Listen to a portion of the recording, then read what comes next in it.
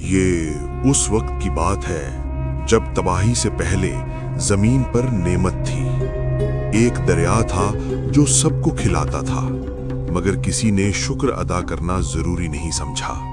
انہوں نے ایک ایسا نظام بنایا جہاں سوال کرنا سب سے بڑا جرم تھا۔ اور پھر اس آدمی نے وہ بات کہی جو آج تک تاریخ بھول نہیں پائی۔ یہ ہاتھ جو پتھر اٹھاتے تھے کبھی نبیوں کی نسل کے ہاتھ تھے۔ ان کے بیٹے مارے جاتے تھے اور دنیا کو خبر بھی نہیں ہوتی تھی۔ ایک ماں نے اپنے بچے کو دریا کے سپرد کیا اور اللہ نے اسے تھام لیا۔ وہی بچہ جسے فرعون نے مٹانا چاہا اب فرعون کی گود میں پل رہا تھا۔ وہ محلوں میں چلتا تھا مگر اس کا دل کہیں اور رہتا تھا۔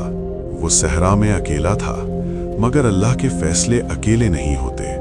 رات کے اندھیرے میں ایک روشنی جلی اور تاریخ کا رخ بدل گیا۔ دو آدمی اس دروازے کی طرف چلے جہاں دنیا کا سب سے بڑا جھوٹ بیٹھا تھا۔ پیغام پہنچا دیا گیا اور فرعون نے جواب میں صرف مذاق کیا۔ جو حق کا جواب نہ دے سکے وہ ہمیشہ سوال کرنے والے کی تاریخ کھودتا ہے۔ جو لاٹھی تھی وہ اب لاٹھی نہیں تھی اور دربار کی سانسیں رک گئیں۔ فرعون کے اپنے جادوگر زمین پر گر گئے، سجدے میں، نہ خوف سے بلکہ یقین سے۔ انہوں نے زمین سے جواب دیا اور وہ جواب فرعون کے تخت سے اونچا تھا۔ 9 بار آسمان نے دروازہ کھٹکھٹایا اور 9 بار اس نے دروازہ بند کر لیا۔ جب تکلیف ہٹی وعدے بھی ہٹ گئے۔ یہی اس بیماری کا اصل چہرہ تھا۔ وہ رات جب صدیوں کی غلامی نے پہلی بار اپنا قدم آزادی کی طرف اٹھایا۔ جو فرعون خدا ہونے کا دعویٰ کرتا تھا آج وہ اپنے غلاموں کے پیچھے دوڑ رہا تھا۔ آگے سمندر تھا، پیچھے فوج اور درمیان میں صرف ایک یقین۔